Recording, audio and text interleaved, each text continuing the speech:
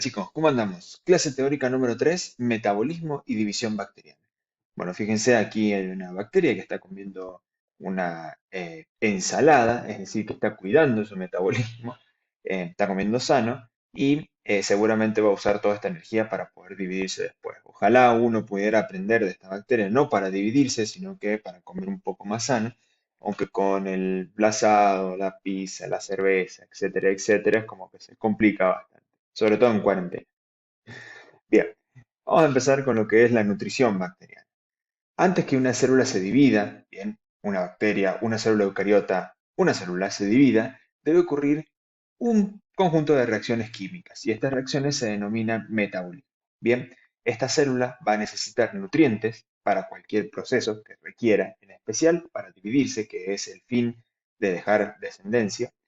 Esos nutrientes van a pasar al metabolismo de esa célula y ese metabolismo me va a dar una biosíntesis y energía para cualquier proceso que yo requiera después. Bien, el proceso de biosíntesis justamente va a ser la síntesis de distintos componentes biológicos que van a ser requeridos para esta bacteria o esta célula, por ejemplo, distintos componentes para la división celular, o bien energía necesaria para movimiento, un montón de procesos, división celular, procesos internos dentro de la célula, todo eso que requiere energía lo va a necesitar, lo va a rescatar, digamos, desde el metabolismo. Bien, y este es un círculo que sigue: nutrientes, metabolismo, biosíntesis, energía, nutrientes, metabolismo, biosíntesis, energía. Bien, el metabolismo, esta reacción de metabolismo, se puede dividir en dos vías: las vías catabólicas, que justamente se producen por degradaciones oxidativas, y las vías anabólicas, que son la síntesis reductora. Básicamente, para que tengamos en claro y no nos enrosquemos tantos, las vías catabólicas son aquellas vías que van a producir, ¿sí? Em, Básicamente, que van a producir el producto final. Esto son, no tienen energía, son, como dice aquí en este cuadrito, son carentes de energía, va a producir energía química. Las vías anabólicas, por su parte, justamente van a hacer lo contrario, van a generar polisacáridos, líquidos, proteínas y ácidos nucleicos que son necesarios justamente después para, por ejemplo, la adquisición de esa energía, ¿bien? Y para otros procesos que son esenciales. Entonces siempre tenemos que tener eso: destrucción, construcción, destrucción, construcción. Esos serían los procesos catabólicos y anabólicos. Uno sirve con el otro. Así, algún producto se convierte en reactivo. Eso es el metabolismo de cualquier ser vivo. Bien, vamos a tener en cuenta los nutrientes. Los nutrientes que conocemos para cualquier ser vivo se pueden dividir en macronutrientes y micronutrientes. Macronutrientes, nosotros sabemos por química ya que nos decían el CHON: es el carbono, nitrógeno, oxígeno, fósforo, azufre, potasio, magnesio, bueno, todos esos nutrientes que son básicamente el esqueleto central de la vida. Los micronutrientes son aquellos que se requieren en menos cantidad o en menos concentración: cobalto, zinc, cobre, magnesio.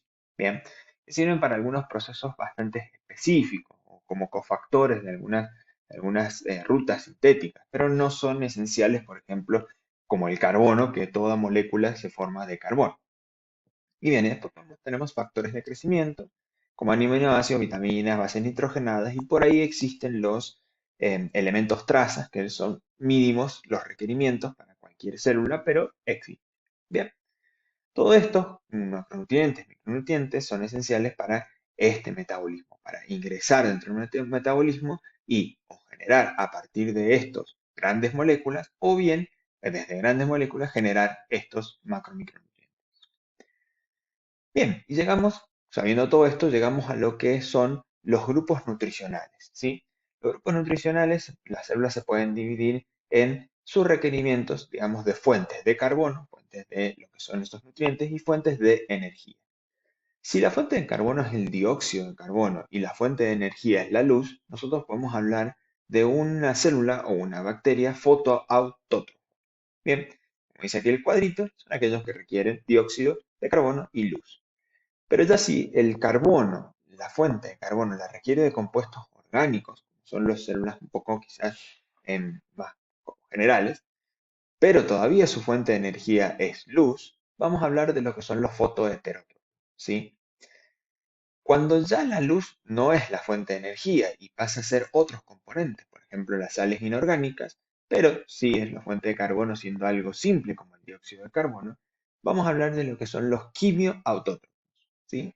Y los quimioheterótrofos, que son, sí, los más comunes de todos los seres vivos y que las bacterias, por ejemplo, muchas de estas bacterias están incluidas dentro de estos grupos, son los aquellos que requieren los compuestos orgánicos como fuente de carbono y compuestos orgánicos como fuente de energía.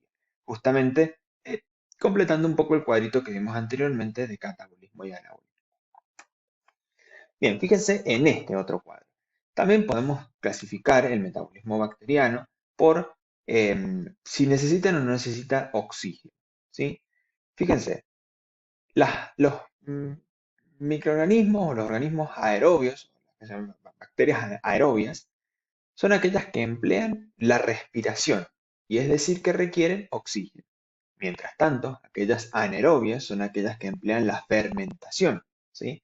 Que no requieren oxígeno. Es decir, que el oxígeno, sí, justamente el oxígeno, se puede obtener, o ese metabolismo se puede obtener desde otros componentes.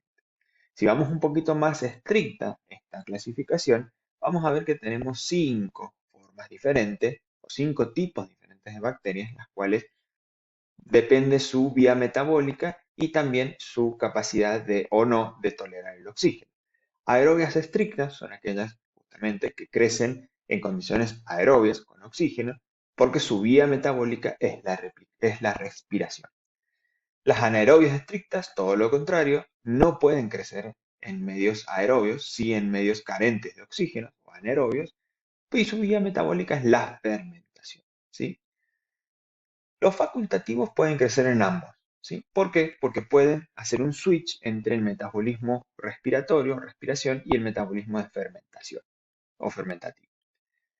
Después están las aerotolerantes, que funcionan un poco igual, pero su vía metabólica, que es la fermentación, tiene vías alternas que pueden metabolizar de una u otra forma ese oxígeno y por ende no requieren la respiración como vía metabólica, solamente se manejan con la fermentación, pero esas vías alternativas les ayudan a aerotolerar o ser tolerantes al oxígeno. Y después tenemos los microaerófilos, que son aquellas que pueden tener un crecimiento también en ambos y su vía metabólica es fermentación, pero toleran un poco menos lo que es el oxígeno, ¿sí? Si es anaerobio es mejor, pero pueden tolerar un poco ese oxígeno dentro, a diferencia de las aerotolerantes propiamente dichas, ya vamos a ver cómo pueden crecer un poquito mejor por otras rutas alternativas. No nos metemos tanto en rutas y vías, simplemente quiero que quede claro lo que son las clasificaciones de tanto de las vías respiratorias como su tolerancia al oxígeno. Bien, fíjense, acá tenemos un ejemplo de cada una. Las aerobias estrictas, fíjense que están en una zona óxica o de oxígeno, en un medio de cultivo, en un tubo de ensayo. Las anaerobias crecen debajo, donde el oxígeno ya no llega. Bien, las anaerobias estrictas. Las facultativas, fíjense que pueden como cambiar, pueden crecer en uno u en otro en una misma concentración si sumamos estas dos. Fíjense esta es una microaerofilia, ¿bien?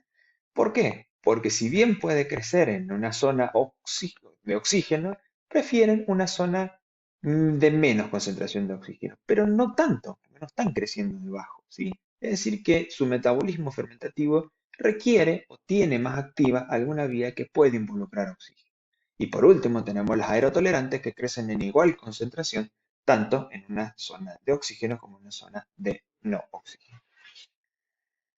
Todo esto, todo el metabolismo, tenemos que saber que tiene regulaciones, ¿sí? Tanto de su actividad enzimática, es decir, aquellas enzimas que están involucradas en el catabolismo y en el anabolismo de la bacteria o del microorganismo, y también tenemos regulaciones de la actividad enzimática, ¿sí? Y regulaciones de la síntesis enzimática, como ya van a ver más adelante en lo que es la clase de genética, donde se pueden inducir o reprimir la síntesis de enzimas que van a ir a ser donde son requeridas o no a través de, por ejemplo, un sustrato transformado en un producto. Cuando hay exceso de producto, se frena esa síntesis de esa enzima y hasta que ese producto se acabe, por ejemplo, y esa enzima se requiera nuevamente su síntesis para transformar otra vez ese reactivo en producto. Ya lo vamos a ver más adelante.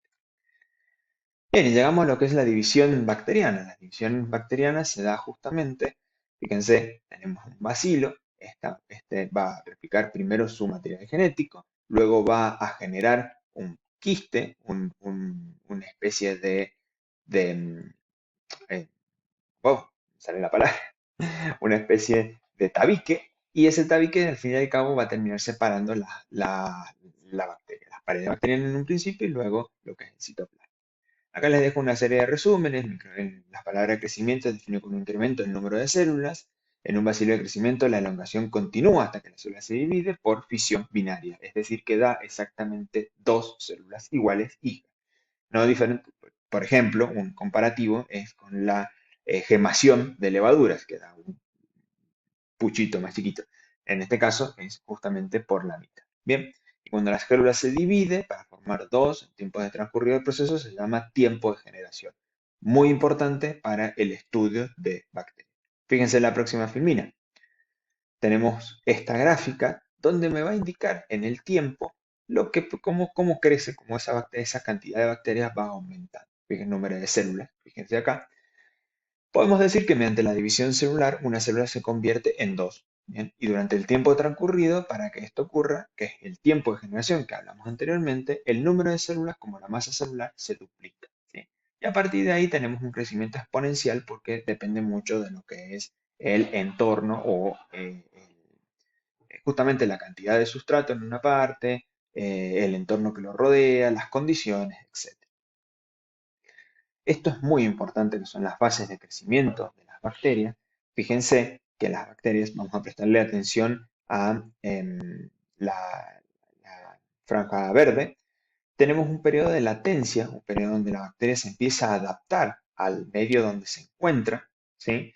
Aparece una zona exponencial donde de repente pega un salto la curva de crecimiento, es decir, que acá está activamente la bacteria replicándose, hasta que llega a una fase estacional.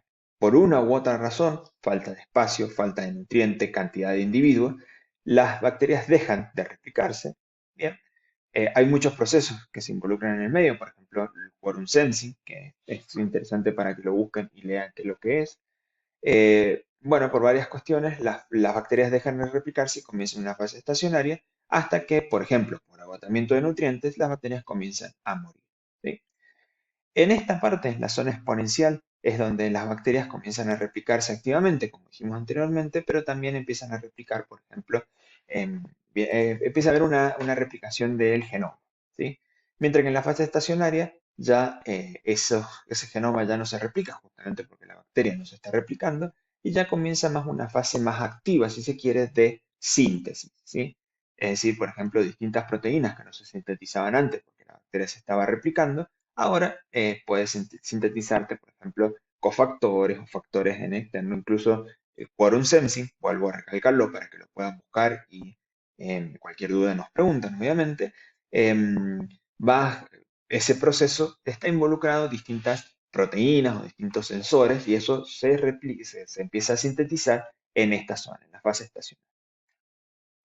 Bien, acá le dejo dos ecuaciones que después véanlo dentro de la filmina, simplemente es para saber el número de individuos y cómo es su relación en el tiempo. Hay algunos problemitas para después, así que esto simplemente se los dejo para que lo lean y cómo son las distintas generaciones, que es muy importante otra vez en el tema de división y crecimiento en una fase básicamente exponencial. Y distintos factores que están involucrados en lo que es la división celular. Vamos a hablar de la temperatura, el pH, obviamente el medio de cultivo y los inóculos. Estudien un poquito lo que son las distintas características de la temperatura. Bien, hay microorganismos que crecen a temperaturas muy bajas y temperaturas muy altas, ¿sí? Ténganle una mirada a esto para saber que la temperatura influye, así como el pH, que también con los distintos tipos de suelos y nutrientes se encuentran involucrados. Y por último, tenemos que saber que los medios de cultivo son aquellos medios, como los defino por este lado, que los va a dar un crecimiento específico, ¿no?, a la bacteria, pero le va a suplir todos los nutrientes que son necesarios para que la bacteria se pueda replicar. Así que bueno, los dejo con esta clase. Cualquier duda nos preguntan y estamos en contacto. Nos vemos la próxima. Hasta luego.